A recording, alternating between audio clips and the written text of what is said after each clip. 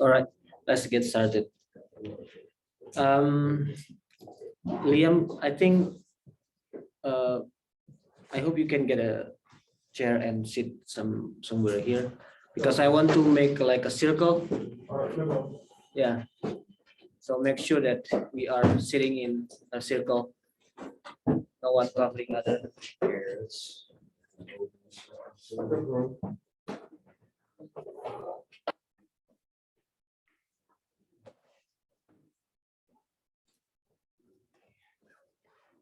All right, probably just for ice breaking, talking about the fall break. Christian just told us his experience going to San Diego. Oh, sure. Any other persons wants to share what happened in the fall break? I existed. Survive. Yeah, I stopped being an omnivore, became a filter feeder. So you were basically hibernating throughout the Yes. the course fall break. Yes, I was filter feeding, yes, like a sponge under the sea. It's great. Cool. Yeah. It's a good break.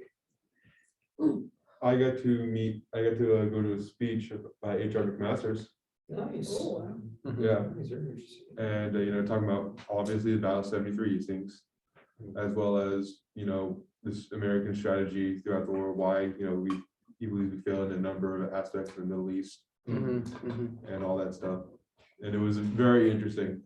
And I got to show him some pictures of when he and my dad went to the same school. Mhm. And he just had this huge smile when he got to see the pictures of back in the day when he was in high school. That's cool. Because his high school was also a college. So my dad was in the college, he was in the high school. Mhm. So yeah, he had all these pictures. It was pretty cool. Interesting. What about others? I went to my parents' house and ate their food for a few days. In Arizona? Games. Yeah, that's about it. Okay. Busy families always. Yeah. Did you get I just- I did, yeah. My I God. already beat it. Oh, nice. Well, how's Metroid Dread? It's very good. Yeah. It's like a top 2 Metroid game for me. What's your other top two? The Metroid? Super Metroid. which is Okay, my that's favorite good. game. What is Right. Metro? Metric? Metroid, it's a video game. Oh, video game. Yeah. Yeah, the new one just came out on Friday. Yeah. Is it like trending topic today? It came out a little bit ago, but yeah, I want to play it. It's very good. What about you, Raj? I just went to Oklahoma. Oklahoma, Yeah, nice. it's kind of funny because there was like tornadoes all weekend. Uh-huh. So like there was a tornado like half an hour away from us, like half an hour north. So we were like in the storm shelter, chilling. We were like run out every now and just take like pictures or videos and run back inside. It was pretty fun. But so I flew there, but then my sister's, I don't know, she didn't want to live there anymore. Like she was staying with my other sister, so instead of like flying back Tuesday, I took that whole drive. I drove her and my niece all the way back here to Arizona Mhm. in like 2 days, and it's a long drive. I should have just took that flight. How many hours? It was only like 14 hours total, but So 14 hours on the road and Wow. just like. and it was windy the whole way, so I was Yeah. like, Like highlands over- Intensive. yeah. So that was, I just slept, yeah. Yeah, cool. Yeah, getting us from the school. Yeah, exactly. Did you guys watch a famous movie nowadays called Squid Game? Oh, my God. yeah. I'm trying to avoid it. Spoilers, but they're everywhere. Art, no. I was like, I need to Okay. watch it. You want to wait until winter break? I haven't watched Yeah. it. A movie like as serial. I wanted to watch it, and the hype just so big, so that way, yeah. It's really- I like. You watch it? Yeah, I watched it. I watched it like 2 days. What was the end of it? I Yeah, Oh my yeah. God. Don't answer that. went to Las Vegas, by the way. Oh, nice. Yeah, with my family, staying there for 3 days from Thursday until Saturday morning, That's and we cool. left. Wait, was fun. Which hotel did you stay at while you were there? There's a hotel called Virgin. It's a new hotel. Are you familiar with the hotels in there? Yeah, no, I go to Vegas every couple of years for concerts. Mhm. I usually stay over at Excalibur. Okay, Yeah. but there is no really attraction in this hotel. Usually in other hotel you have like a attraction, Sure. pirates, Right. You got something like Caesar's that. Palace has its, Uh-huh.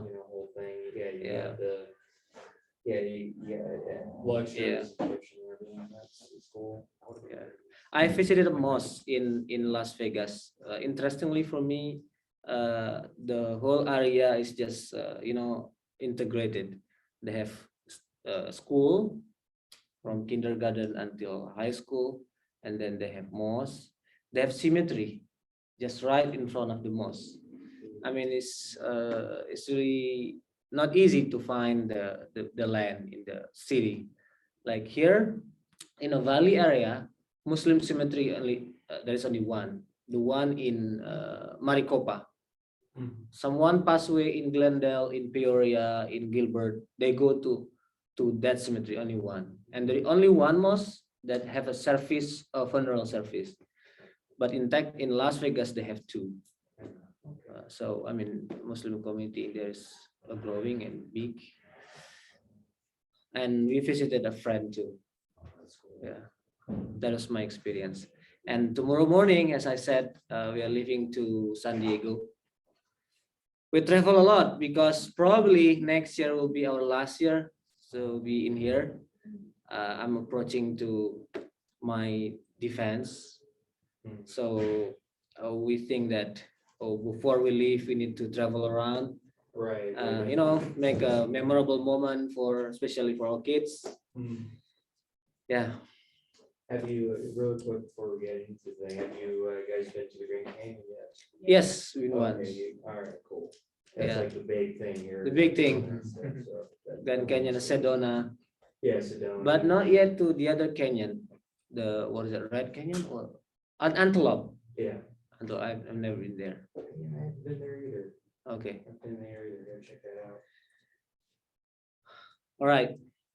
Okay, let's get started. Now we are in chapter 11, page 195. So the way we do it today, not by having a group discussion, not by presentation, rather by reading word by word, paragraph by paragraphs in what is written in here. So we make it in a circle.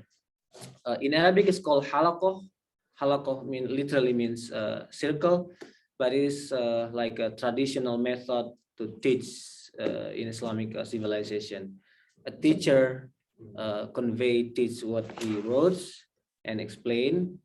But in the past, the students were rather passive, like tend to be, just a student receiving knowledge from teacher, probably Q&A. But what we are gonna do right now is discussion. So we'll read one paragraph and then discuss what is in that paragraph, and then move to the next paragraph, and each person will get a turn to read a paragraph. Okay. All right. And we'll see, but I doubt we can finish 2 chapters for today, but at least we go more little detail in the chapter 11, Islamic Theology and Philosophy. It is dense. Like this. Right. Okay. Start from here or from here.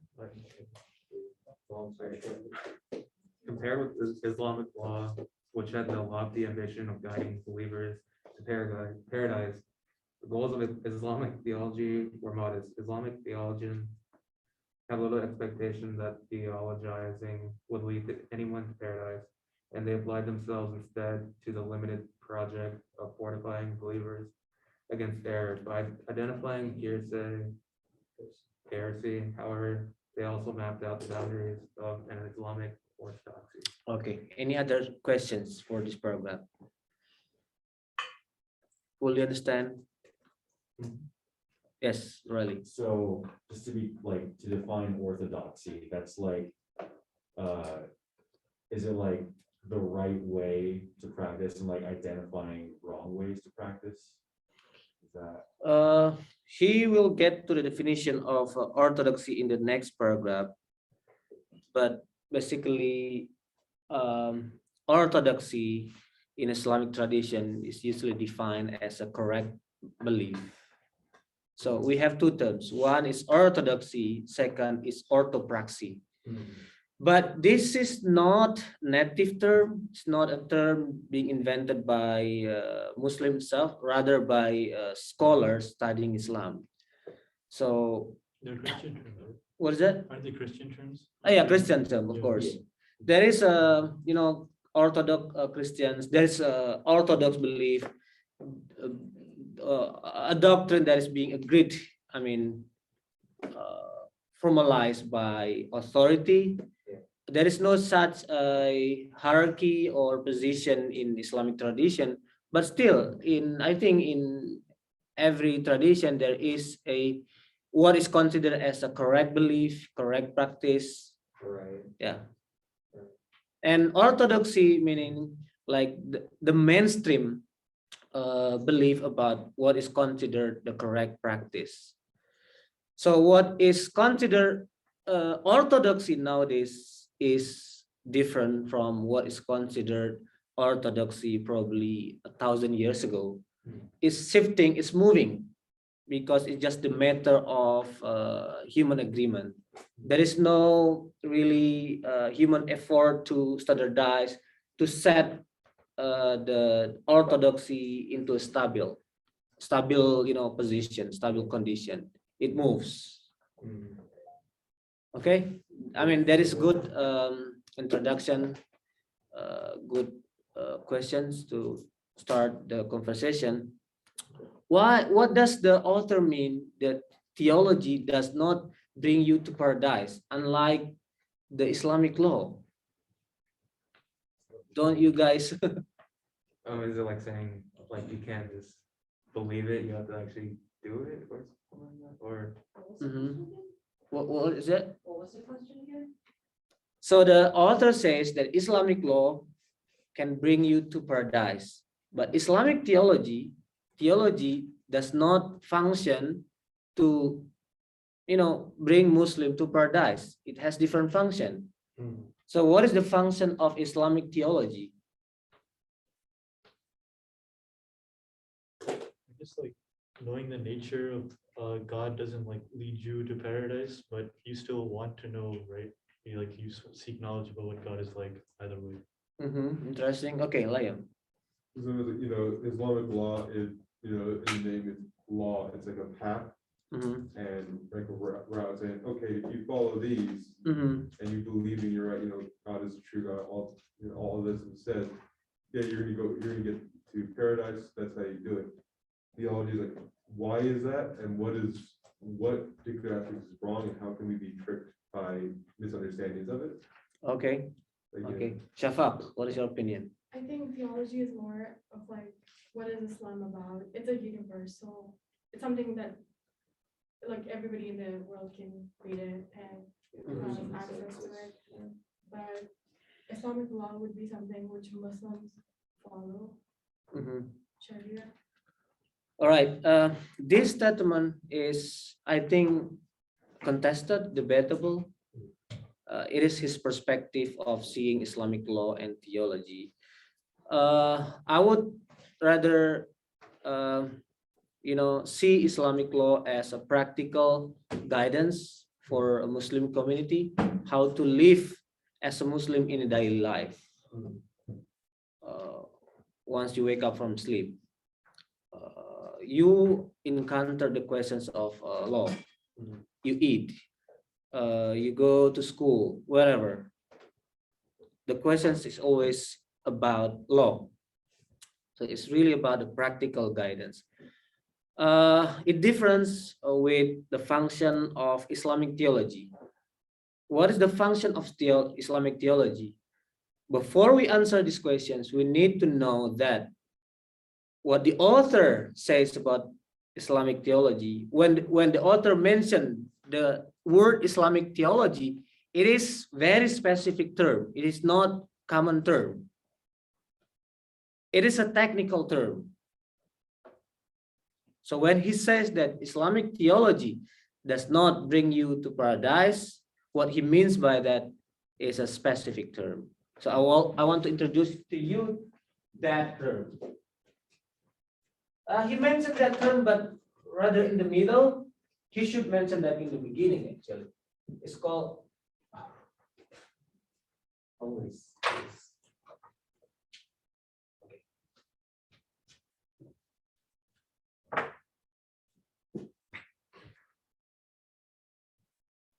Ilm Kalam. Ilm means literally science. Kalam literally means words, but words here refer to theology, science of theology. It is a technical term. It is technical term.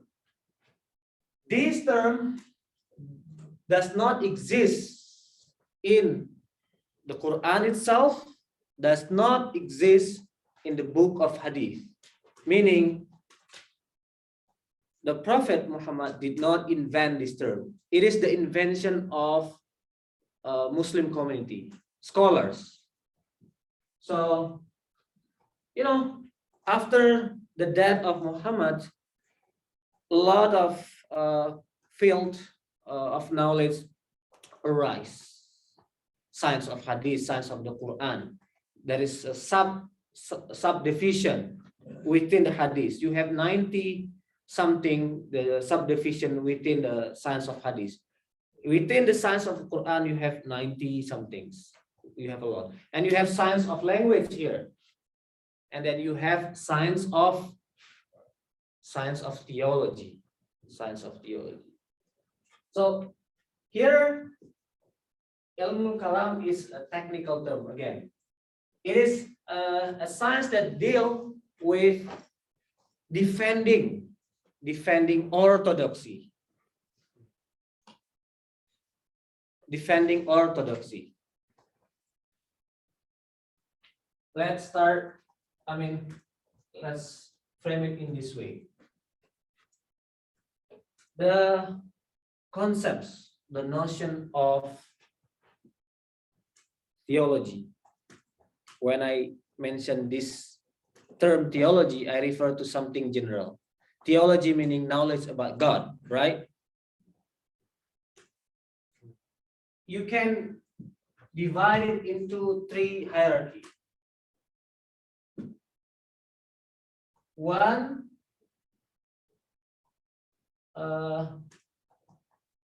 raw material, and then second is ilmul kalam.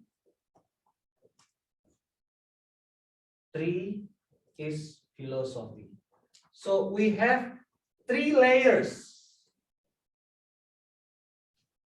3 layers of,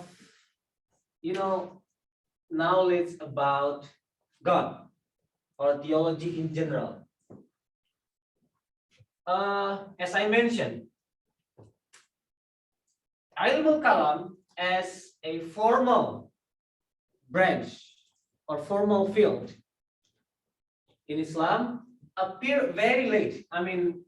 Probably 200 years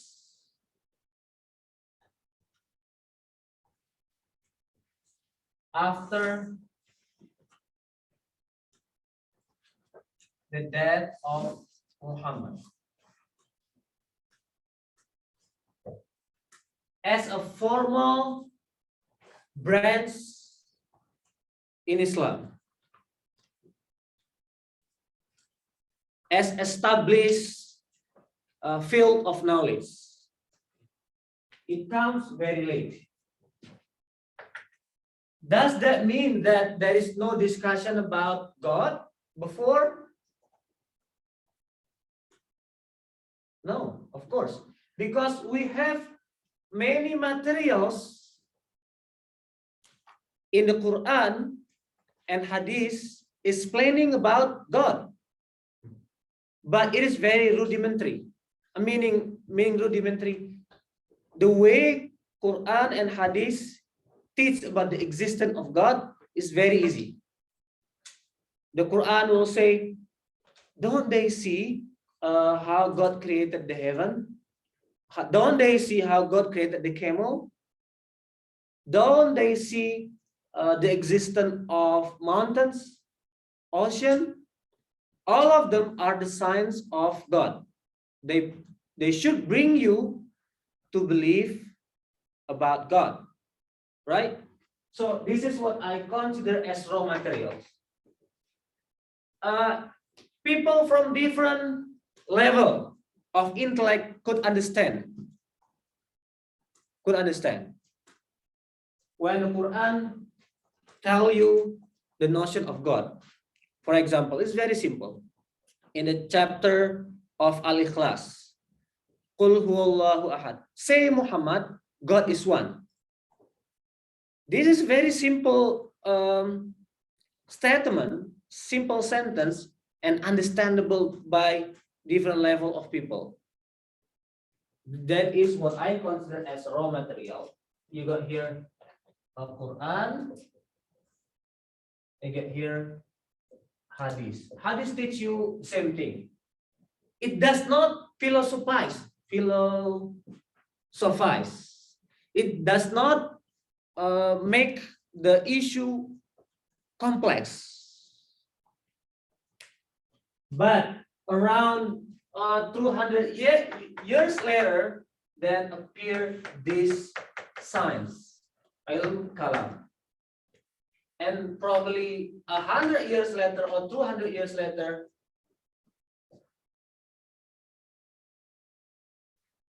okay, let's say after Muhammad, then appear Islamic philosophy.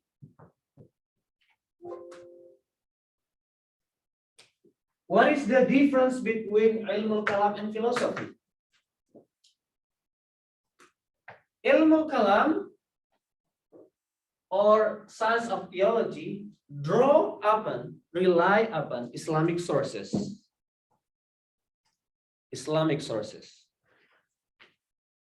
Philosophy draw upon Greek sources. Have you read that in here? Right? It is true. You can't deny that Muslim philosophers are Hellenized.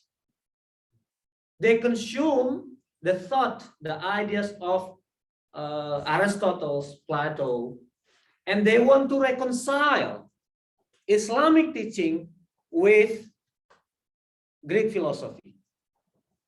But they put Greek philosophy as the standard of the truth.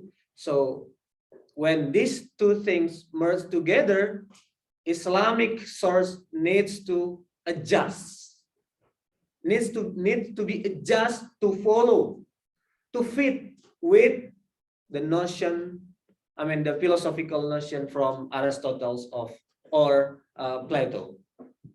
Okay? And ilm al-kalam, so the history of ilm al-kalam. Why does this term appear? Why does this science of theology emerge? Are you raising your hand? I'm thinking about it. Okay.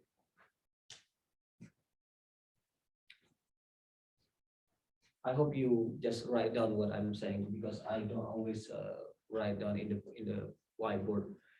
The backgrounds behind the emergence of science of theology or ilm al-kalam. First and foremost is political debate. Political debate about who the rightful caliph is.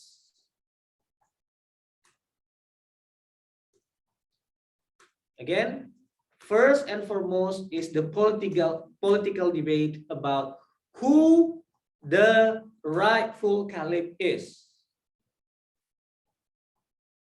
Shi'i believe that it is Ali. He got a divine designation to be a successor of Muhammad. But Sunni believe No, Muhammad does not appoint anybody. And both theologize their position. Theologize their position. So that is the first cause behind the emergence of science of theology. So within this science, you will find the topic of leadership. Remember, in here, always in any book of Kalam, Science of Theology, there is a chapter dealing with leadership. So they bring the issue of leadership to theological level.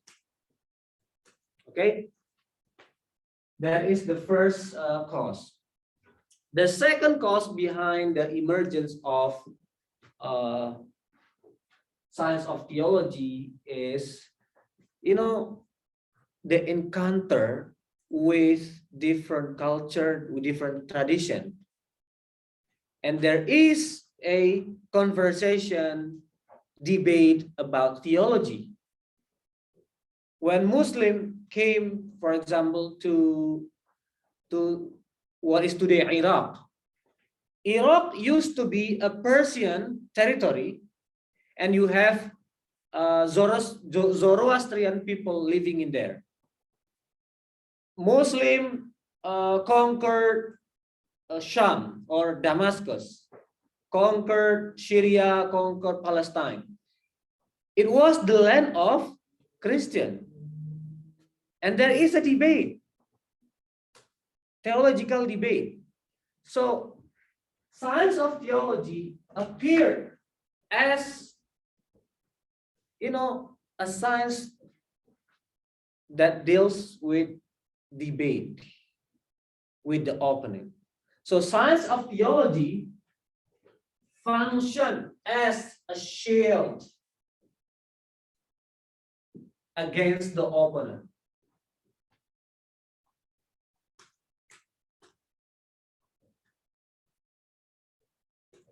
The opponent could be non-Muslim from any tradition or Muslim. Sunni Shi'i debate each other. It is intra-Muslim debate. Okay, so what the author means, theology does not bring you to paradise. He refers to this, because it functions as a shield against any ideas that make you doubt, and it is not a science for commoners, for lay people. It is a science for elite. For lay people, stick with this, raw materials. Why do you need to philosophize the idea of God existence if you can understand it in a more simple way?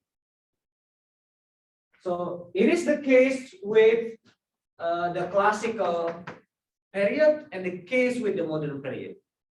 Anywhere, anytime, Ilmul Kalam is not for lay people. You ask ordinary Muslim, what is your belief regarding this issue? I don't know about that issue. This is even my first time hearing that questions, because they don't care about that. I think this is you can find this thing in other tradition too. In Christianity, you have raw material from the gospel, and you have theologian who combine a Greek theology, and you have a philosophy who combine extra sources, ideas from extra sources. Okay, so again, raw material, Ilmul Kalam is for elite, and you will find statements of famous jurists, prohibiting commoners studying ilmul kalam. Last week we discussed about Shafi'i, remember? He's a pure jurist. As a jurist, you deal with legalism. Is it permissible? Not permissible? Practical issue. They don't care about philosophy. They don't care about all discuss the other issues in the science of theology. Okay, so even a scholar like al-Ghazali write a book. It's called Il-Jamul. Sorry to write in Arabic. Il-Jamul Kalam. Oh, sorry. Il-Jamul Awwam an Ilmil Kalam.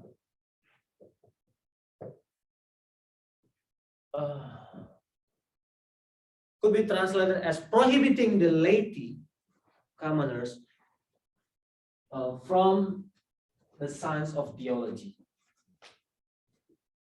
because it can make you confused.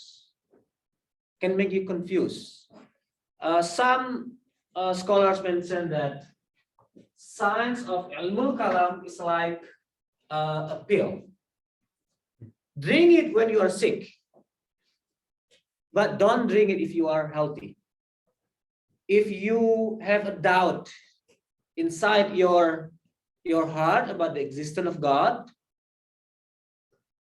then study science of theology. But if you have a firm belief, then you don't need it. You don't need it. So you have here Kalam cosmological argument about the existence of God. Argument from cosmology. You use logic, science of logic, metaphysics. Okay? That is the meaning of the first paragraph. Any questions? Elaboration? Yes, Shafaq. So for Ilmul Kalam, did like the people who were involved in the discussion, were they from all types of like upper man, lower, or is it just the Upper in terms of economy or what? Yeah, status, society. I don't know. Well, we don't really know about the economic status of the scholar. For example, Shafi'i, a jurist, is he a rich or just poor people? We don't know, because he was traveling around from many country. He was born in Palestine, in Giza, traveled to Mecca, Medina, Egypt, to Iraq. Can you imagine how much money does he need in order to fund him to travel around? Imam Bukhari, the famous author of a book of hadith, he traveled to larger country. But it is Rabi. I don't know. I've read it somewhere that like it didn't involve like finances. He was gifted or something. Probably there is kind of endowment. Probably we don't know, but what I'm sure about is that they have a pietistic way of life. They don't really wants to have fancy house, because they devote their life to knowledge, to serve knowledge. You can't have a fancy knowledge if you travel all the time. Okay, so are the theologians from upper class? We don't really know, but in many cases, theologians are being used by the state, by the government, to legitimize them. We'll get to the idea of determinism. Determinism. Did you watch this notion? Determinism. Your life is already determined by God. If you are poor, it is God decree upon you. You can't change that. It's called determinism. It is the ideology of the Umayyad. Remember the Umayyad, right? The Umayyad spread this theology to laity to sustain their control, to sustain their power. So it is God's decision that make us as a ruler, as a caliph, and you can't change it. You can't change that. And you don't need that. So theologians were used by a ruler to justify the political situation. But you have on the other side the Mu'tazilite. So if you are being used by so back to my first statement, if you are being used by a ruler, then you get something from the state. You get paid. But on the other hand, you have Mu'tazilite or Qadariyah, proto-Mu'tazilite that formulate the opposite notion of determinism or predeterminism. No, for Mu'tazilite, human has a full agency. God give human free will. They can choose whatever they want, and God give them a freedom to choose to follow whatever path they want. Just the opposite of determinism. And they are the one who protest against the Umayyad. So they are the resistance.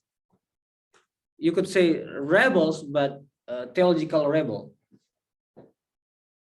And the Abbasid, the founders of the Abbasid, they embrace theology of Mu'tazilite. It's just normal because they want to overthrow the Umayyad. So for the Abdul Abbas as-Saffah, remember the bloody hand, Al-Abbas, the bloodshedder, he followed the theology, formulated by a person's name, Wasil ibn Atta. Wasil ibn Atta is the founder of Mu'tazilah. Human being has a freedom from God. So if you are asked by a person, which one is true? Determinism or freedom of choice? I mean, it is extra, it is not Quranic. Quran does not really discuss about that. Quran discuss about the existence of God, and then you bring your own issue, and then you cover it with the Quranic verses, hadith verses. We don't really know, and probably this day people are no longer care about that debate.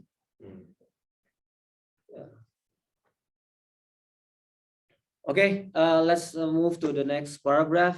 The mention of orthodoxy will raise eyebrows, for it has become dogma among scholars of Islam to assert that Islam has no orthodoxy, only orthopraxy, right practice. While this assertion correctly emphasizes the primacy of Islamic law over Islamic theology, the claim seriously misleads by seeming to suggest that the Islamic tradition has encouraged a casual attitude toward doctrine. In reality, the prolific production of creeds, commentaries on creeds, and refutations of heresy by Muslim scholars indicates that issues of doctrine were rather urgent for them. It is true enough that Muslims never developed a central institution, a papacy or a ecclesiastical body whereby authoritative doctrine could be defined and established. But the same is true in the field of Islamic law. Muslim scholars were just as keenly and urgently aware of the need to distinguish truth from error as they were the need to define right behavior. Okay, any questions from here? Is it clear? So Islamic theology deals with the correct belief, correct doctrine. It deals with the orthodoxy in the sense of correct doctrine, not as a formal authorized doctrine by a certain institution. Next paragraph. One of the statutory products in the effort to establish truth doctrine was the heresiography, a sort of a guidebook to theological error.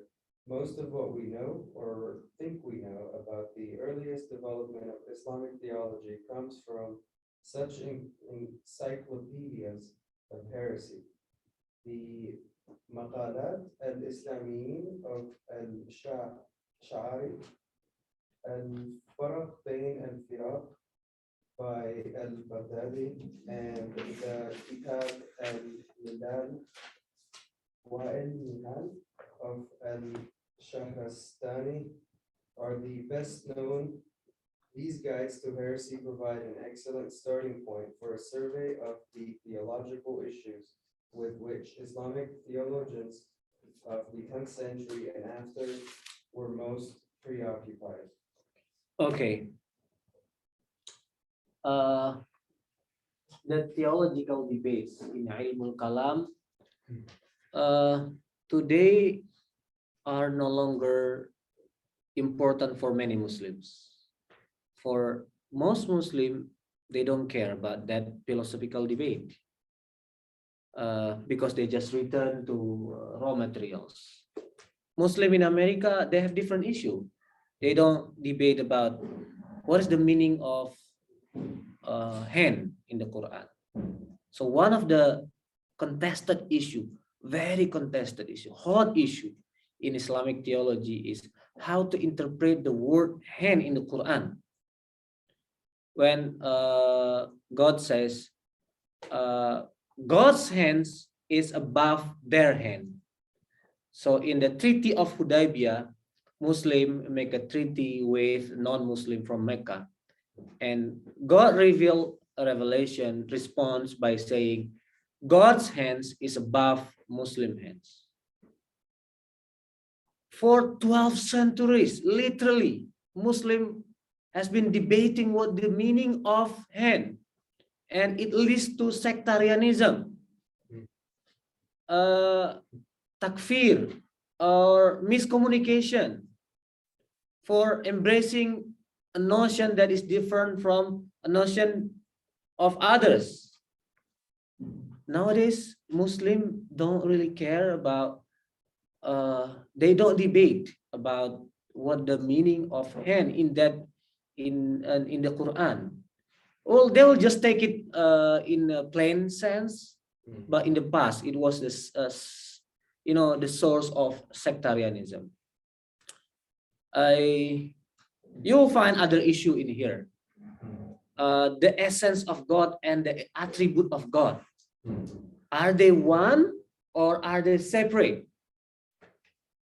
The Quran, is it part of essence or part of the attribute? Do you understand the questions? Right. Not. Do you understand the questions? I mean, ordinary Muslim are not care. They don't care about the question, the issue. Is the Quran part of the essence of God or attribute of God? What they care is you read it. Make the Quran as a guidance of your life. So in America, for example, Muslim more care about whether God exists or not. I mean, the wave of atheism. Atheism is the big issue in Muslim community. In every mosque, imams, the board are talking about, we are losing community members. Now the central issue for contemporary Muslim living in a Western country is this issue, not the philosophical debate in Science of Kalam. Okay, but in the past, it is the big issue. Where do we know what are our sources when we talk about the debate of theology? There is a genre in Islamic tradition called Book of Heresiography. You can circle that. Book of Heresiography or Kitab al-Firaq. Al-Firaq itself literally means sects, S-E-C-T-S. It deals with exclusions of others from normativity, from orthodoxy. This is the correct belief, and other than this are incorrect belief. So you have to admit that there is a milieu of sectarianism from Islamic tradition, where every group claim as the best, as the most correct doctrine, and the others are on the wrong way. This is the concern of a book of heresiography. Okay, but keep in mind that is their idiosyncratic or personal opinion. Other claim normativity or orthodoxy too. So this is you can say the danger of science of theology, because you find each group claim as being orthodox or the most normative group compared to others.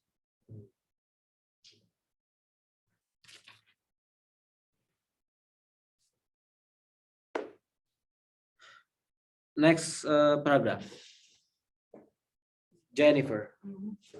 All right, so the basic unit of the heresiography is a sect. Sects are often named after the person who is blamed for originating the particular error, and there are 73 of them, of which only one is rightly guided. Muslim heresiographers are free to split hairs.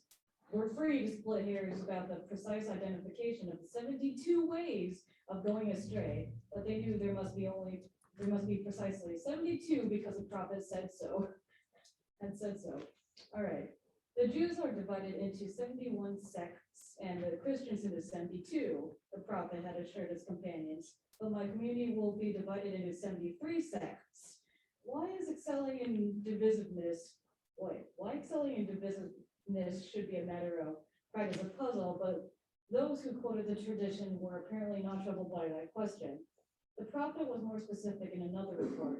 My community will be divided into 73 sects, but only one of these will be saved. The others will perish.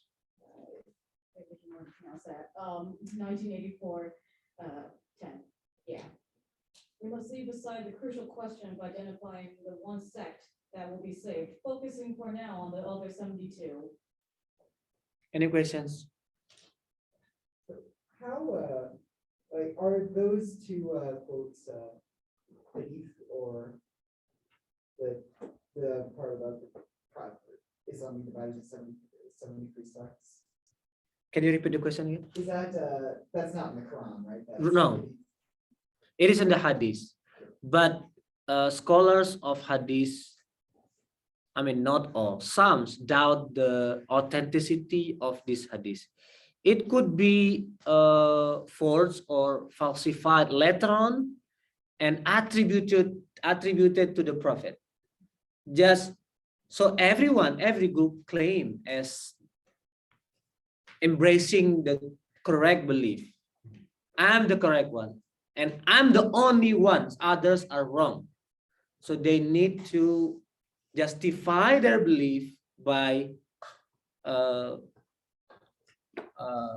falsifying or making a weak hadith or making a hadith. But that is not the only opinion. As I said, some scholars doubt the authenticity of this hadith, but some others, they accept, they said this is an authentic hadith. But why 72? Why 73? and one is only one is correct. They will say, well, 72 is an Arab way to say a big number. So it does not literally mean 72, but it's just a way to exaggerate. There is a lot of sects, a lot of group in Islamic history, but only one is true. How come only one? So they will say one is big umbrella. Within this big umbrella, you will find division in minor issues, and you will find a majority of Muslim within this big umbrella. So even though you have 72 groups who are deviant, their number are very small. Their number are very small.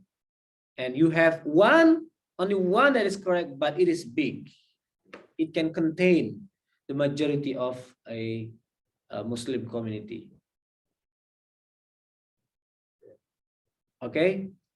So you have two interpretations regarding this a hadith, but this hadith becomes, a trigger of sectarianism in Islamic history. It is this hadith. If you want to accept this, you have to reinterpret it not as a motivation to make a new sectarian milieu, if you want to embrace this hadith, because sectarianism it's tiring, make you tired. Okay, Nathan. A full listing of all 72 would be cumbersome. Fortunately, there were other more manageable ways of categorizing heresy. Al-Sharastani, for example, classifies Muslim sects roughly according to the theological issue that seem to be their distinctive concern. It turns out the issues on which Muslims are divided can be grouped under four main headings. 1, the freedom of the will. 2, the attributes of God. 3, faiths and works. And 4, the leadership of the community. Al-Sharastani begins with the most serious threat to Orthodoxy, the Hebrew Israelites, and the issue which under them the Suberket, the Zoroastrians entertain, the freedom of the will. Okay. From here onward, we will rely on the book of heresiography to talk about theology, to talk about ilm al-kalam. So this is what the author says. We will rely on especially the book written by Ash-Shahrastani, who described Islamic sects, Islamic groups in the past. He didn't say this statement, what I'm going to say.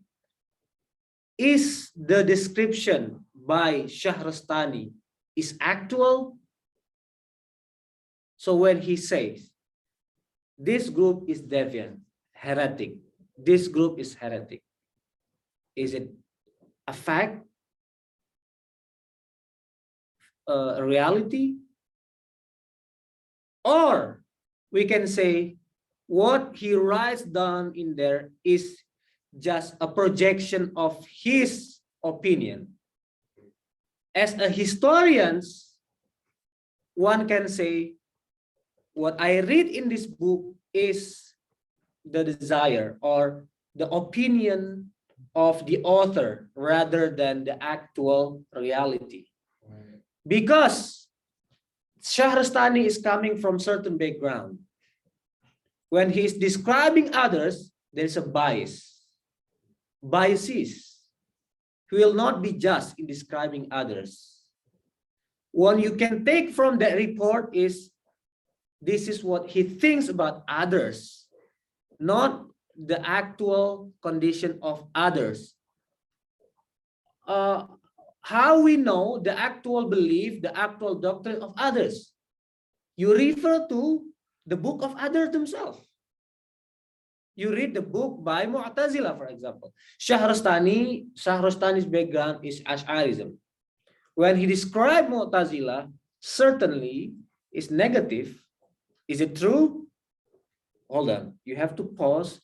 You have to refer to the book of Mu'tazila.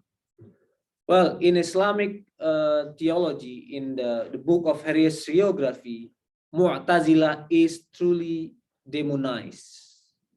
Demonized. There is no value in it. Is it really that evil? Hold on. You have to read the book of Mu'tazila scholar themselves. They are very pious people. But in history, they slipped. They make a big mistake.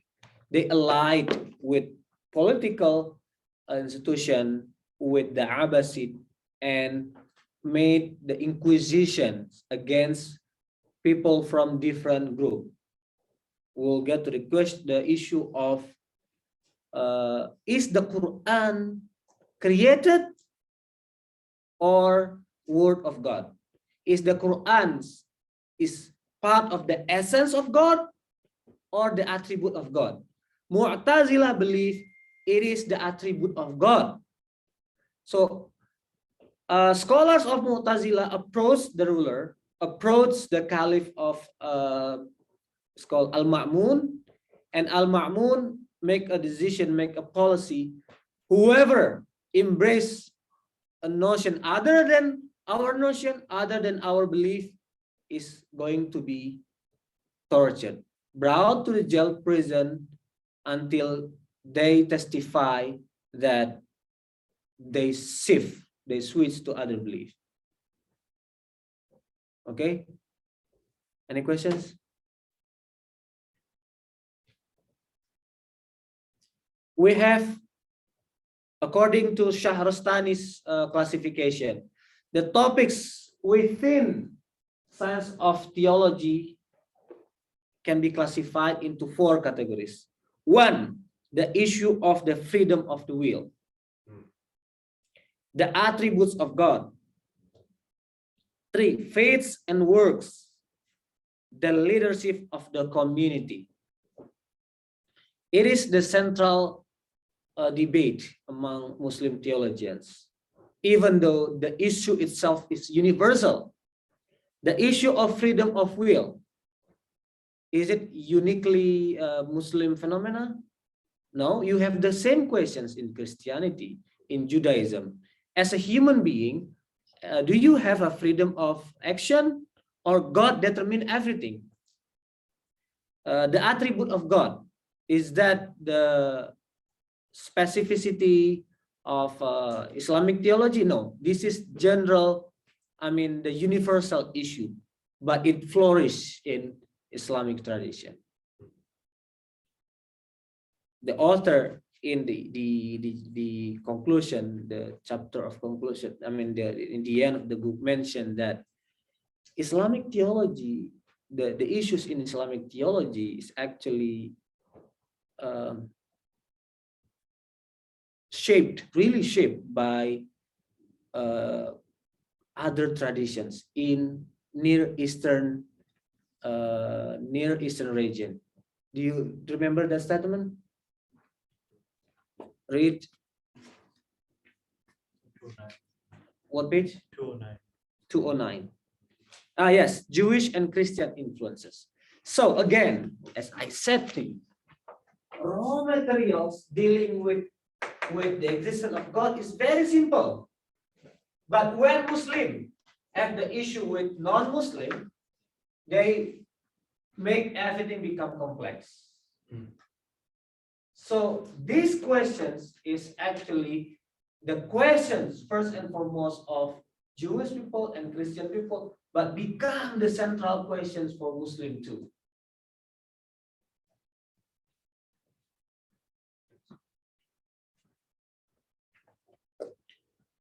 Any questions? Again, first topic is the freedom of the will. Second, the attributes of God. Third, faiths and works and leadership of the community. Okay, Next chapter, next paragraph, Mohsin. Freedom and determinism. I think literature reflects this, starting with determinism. Summing up, in the tradition, everyone is guided by for which he was created. According to another tradition, every 40-day old man embryo is assigned the exact date of its death. Before creation, God believed and wrote down the exact course of events for his creation, which practical implications that are loosely summed up in the words of an early creed. What reached you could not possibly have missed you, and what missed you could not possibly have reached you. Can you continue, Riley? The logical end of such an attitude was reached by a group of sects we all Sahrastani calls Jabriya, who deny to human beings any power to act on their own. God produces each human deed as surely as he causes every movement of an inanimate object. Human beings in reality no different from an inanimate object when it comes to agency. He is absolutely powerless, and deeds can only be attributed to him in a metaphorical sense, so that to say, so and so did such and such is similar to saying the sun rose. Rewards and punishments for deeds are likewise determined and are in no way contingent upon human action. Please continue, Liam. The ethical problem raised by determinism is obvious. If the final score, and perhaps not just the score, but each play, has already been fixed in advance, why should the players put any effort into the game? There is also a moral problem. Strict determinism puts God in the position of rewarding and punishing people for the very deeds that he himself made them perform. This seems to make a mockery of the Quran, which so clearly calls people to moral action and promises reward for good deeds and punishment for wickedness. It is also difficult to see how any notion of God's justice can survive such determinism. Okay, up to here, any questions? I think so far is clear. One of the earliest sect appeared, is Jabriya, or a group that believe in predeterminism. Jabriya is just the same. The notion of predeterminism. But you have ethical issues if you embrace this theology. The author does not mention the background or the historicity of this belief, but it is formulated by the rulers or the elite of the Umayyad. That's the reason why it appeared earliest compared to others, because the Umayyad, the political institution, need theological doctrine to justify. Okay, please continue, Shafaq. The biggest opponents of determinism are labeled Qadariya by the Herosographers. The name makes little sense since Qadar is a reference to divine power, and the Qadariya should logically be those who emphasize God's power over human freedom. Nevertheless, and against the objections of the partisans of free will themselves, the name stuck. Heresiographers. I cannot say it. Heresiographers. I cannot say it. Preserve bits of information about the alleged founders of the doctrine.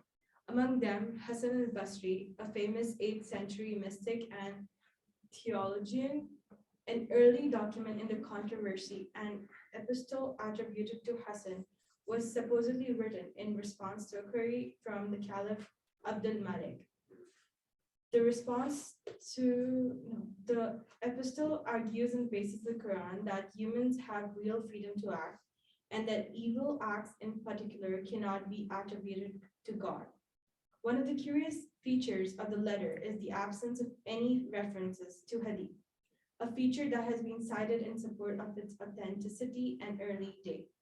There is a more obvious explanation for the absence of hadith. They're none available.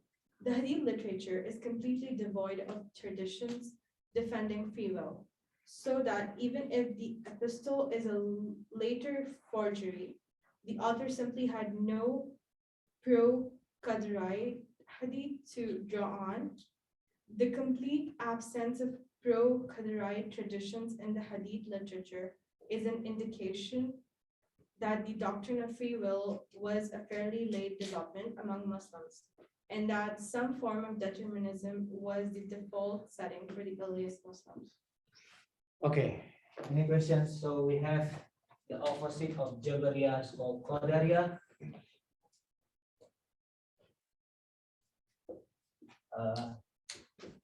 Free will and free act.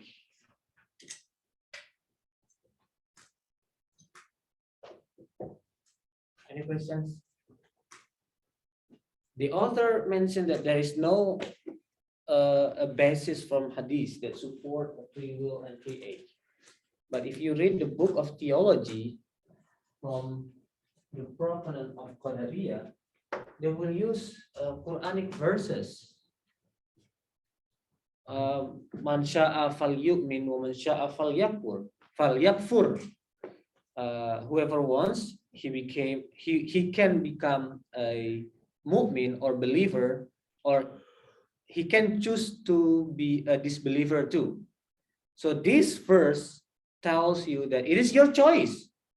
You determine whether you be a believer or disbeliever. So there is an evidence from the Quran, but the evidence used by Jabariyah and the evidence used by Qadariyah is really something that is can generate multi interpretation.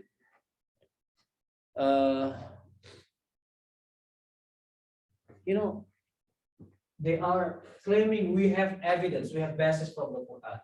They are claiming we have evidence, we have the basis from the Hadith. Does that mean all of them are true? We don't know. They're just contention. Everyone is claiming, and they are projecting the Quran based on their willingness. You read the Quran according to your interest, according to your agenda. According to your agenda.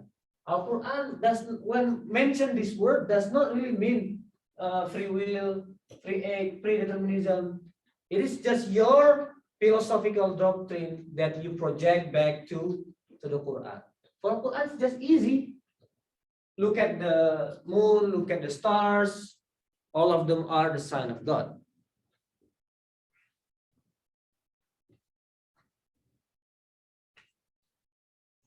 Okay. Any questions from here? One more paragraph. It was in fact not until the 10th century that Mu'tazilite theologians, the theological successors to the Qadariyah, took up the defense of free will in a much more systematic way. The argument was simple enough to make. The Quran declares that humans will be rewarded or punished according to their deeds. If our deeds are not our own, however, then God is unjust to punish or reward. Belief in the justice of God therefore requires a corresponding belief in human freedom. For if humans are not free, God is not just. On the basis of this vigorous advocacy of divine justice, the Mu'tazilites called themselves the people of justice and unity, al-Awwal Tawheed. As this self-designation indicates, however, the Mu'tazilites were not a single issue movement. Their most original contribution to Islamic theology, in fact, was the development of the second plank of their program, the unity of God. Okay, so the Qadariyah is proto-Mu'tazilite. In the next period, it becomes Mu'tazilite. Mu'tazila. So this is the more famous, more common name, Mu'tazila. They provide only rudimentary material, which is the idea of free will and free aid. But Mu'tazila bring the issue further and formulate the doctrines into more complex. They call themselves as the people of unity and the people of adl, the people of justice. People of justice. You have 5 main or core doctrines of Mu'tazilite. Refer to chapter before, one chapter before, 179.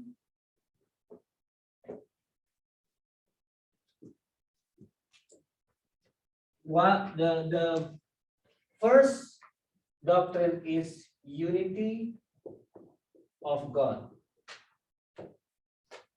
I mean, probably you ask, okay, unity of God is every Muslim believe in unity of God. What is special about unity of God of Mu'tazila?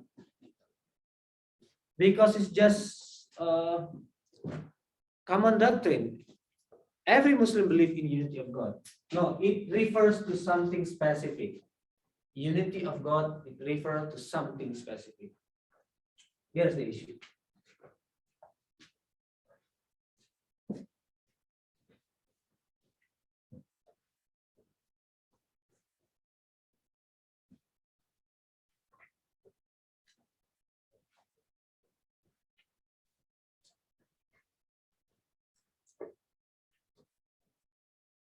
You have God.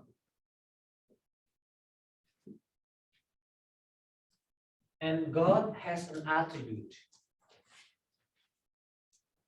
For example, knowledgeable,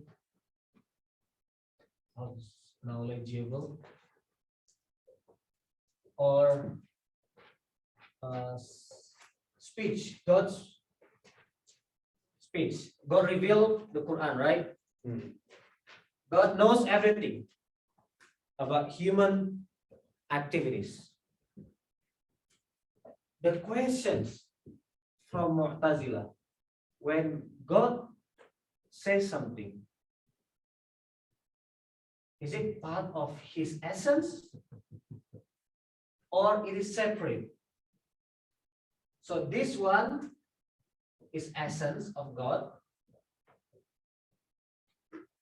This one is attribute. And you have Quran here. Quran is the revelation from God, speech of God. The central issue is the Quran part of the essence of God or something separate from God, attribute of God. For Mu'tazila, no. Quran is not the essence of God. Because God is eternal. Do you know the meaning of the word eternal? Everyone knows, right? Just want to make sure.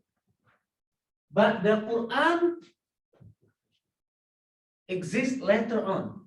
When human being exists, when he created human being and he revealed revelation,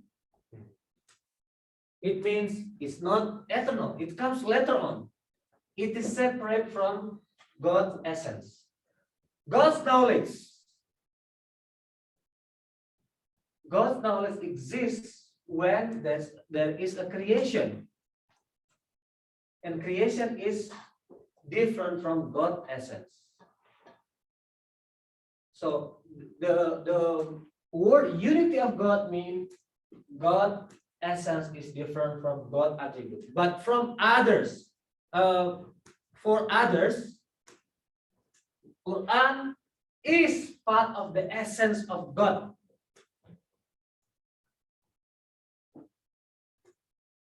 Quran is part of the essence of God.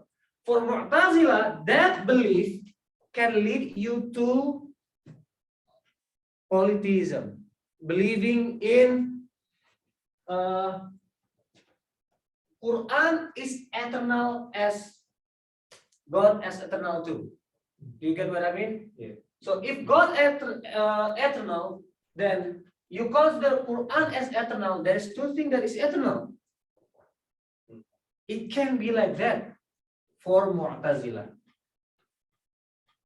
So they have to separate between essence and the attribute. And in the time of Al-Ma'mun, the Caliph, one of the Abbasid Caliph, he embraced this theology and he ordered all of the scholars to believe the same doctrine. Anyone who have different idea, different doctrine will be persecuted. This is the tragedy of Mu'tazila. That's the reason why they are considered heretic, because they use political power as a stick to disciplinize others. Okay, that is the unity of God. It is philosophical issue. As I said, lay people will not understand. They don't even care about this issue. It is classical debate. So for scholars today, it's better not to talk about this thing. If you revive it again, then you bring to the Muslim community sectarianism again. But it happened. It happened. You have the debate between traditionalism of this university and traditionalism of that university. You have University of Medina and you have University of Al-Azhar. They embrace different theology in this issue. I mean, not exactly this issue, other issue, but they have different conception of theology. Because they are the elites, right? Some of the scholars, preachers graduate from this university. They bring a sectarianism milieu and spread that milieu to the laity, to the people. I mean, it's just not wise. It's not part of the wisdom to bring the classical debate into the contemporary world, which has different concern. Rather than, instead of discussing this issue, it is more wise to discuss the issue of why we believe in God. I mean, the issue that preoccupy contemporary Muslim in here in America, not this issue. As I said, Muslim community are losing the members in the mosque because youngsters, youth are exposed to agnosticism and atheism, and you are still debating the same the classical topic. You are not contextualizing your mission. Okay, I'll probably go to for now. You have justice, the issue of justice, which is connected to the idea of free will and free act. If God punish someone who already determined, he himself determined as a disbeliever, it is a just. Do you get the questions? Right? So for Mu'tazila, no. It is human choice to determine his life, to be poor, to be rich, to be smart, to be not smart. It is human choice. So human have an agency. It's called agency, a choice. And three, we have the al-Wa'd wal-Wa'id, the promise and threat. if you do good things, you will get reward. If you do bad things, you will get punishment. And then intermediate position. Okay, this is interesting.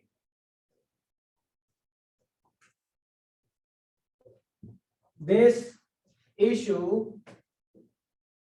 relates to the issue of grave sinner. Grave sinner.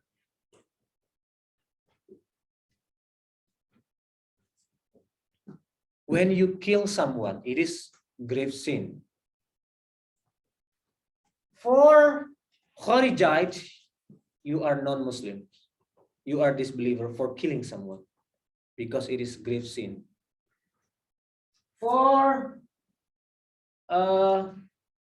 let's say other than Kharijite, you are still Muslims, but doing grave sins, you will get punished for what you are doing. But Mu'tazila formulate in between positions. You are not, you are not in the hell, but you are not in the paradise too. After your death, it is called the intermediate position. Anyone committing grave sin, for Mu'tazila, they will be in the middle position, in the between position. They are not going to go to hell. They are not going to go to paradise too. Sorry, I mentioned this term because it is in the book, not to scare you. The intermediate position deals with the issue of great sinner. With single N or double N? Double N. Double N, okay. For Mu'tazila, they are in the between. And the last one, commending the right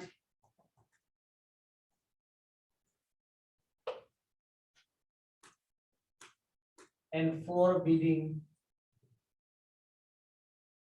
wrong.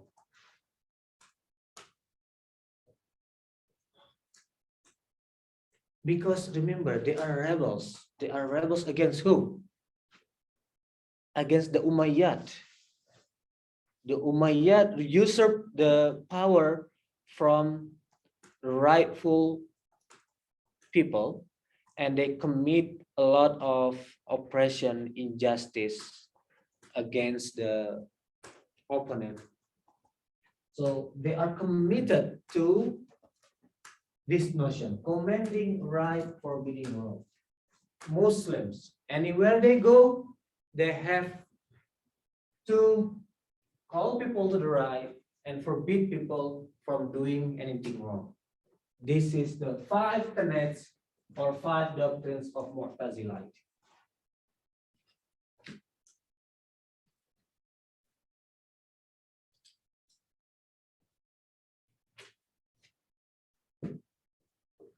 Okay, do you want to get break first? Yes. Okay. Sorry. 5 minutes, okay? Thank you. Sure.